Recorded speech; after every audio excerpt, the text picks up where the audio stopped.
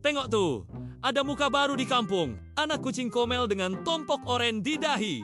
Sebiji macam Oyin masa muda dulu. Dia asyik ikut Oyin kemana-mana, belajar selok-belok kampung.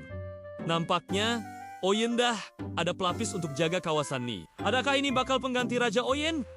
Kita tunggu dan lihat. Tiba-tiba satu era baru bermula. Bas pelancong yang pertama dah sampai membawa pelawat dari serata dunia. Muka masing-masing terpegun tengok keindahan dan keunikan kampung tradisional kita nih. Dari rumah kayu yang klasik, sampailah ke sawah padi yang menghijau.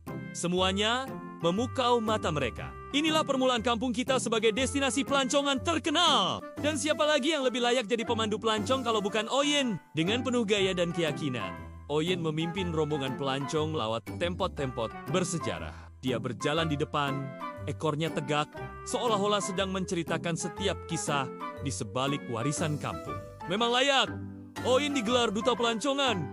Tak rasmi kita, tapi tak semua berjalan lancar. Tiba-tiba, seorang pelancong Cuba ambil artifak lama sebagai kenang-kenangan. Tak boleh macam tu. Tanpa berlengah, Oyin terus melompat, mengejar dan menghalang perbuatan tu. Dengan berani, Oyin berjaya pertahankan warisan kampung kita. Hebatlah Oyin! Selepas insiden itu, penduduk kampung pun bermesyuarat dan menetapkan peraturan baru. Artifak dan barangan bersejarah hanya boleh dilihat, tak boleh disentuh, apatah lagi dibawa pulang. Ini penting untuk kita mengimbangi antara kemajuan pelancongan dan usaha memelihara khazanah kita. Satu pengajaran yang sangat berharga. Syukurlah, usaha semua orang membuahkan hasil. Kedai-kedai kraft tangan penduduk kampung mulai laris. Pelancong seronok membeli cenderamata asli, buatan tangan sebagai tanda kenangan. Ekonomi kampung semakin berkembang.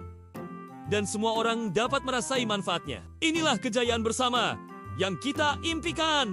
Di satu sudut yang teduh, kelihatan Oyin sedang berehat sambil memerhatikan anak kucing oren tadi sibuk meronda.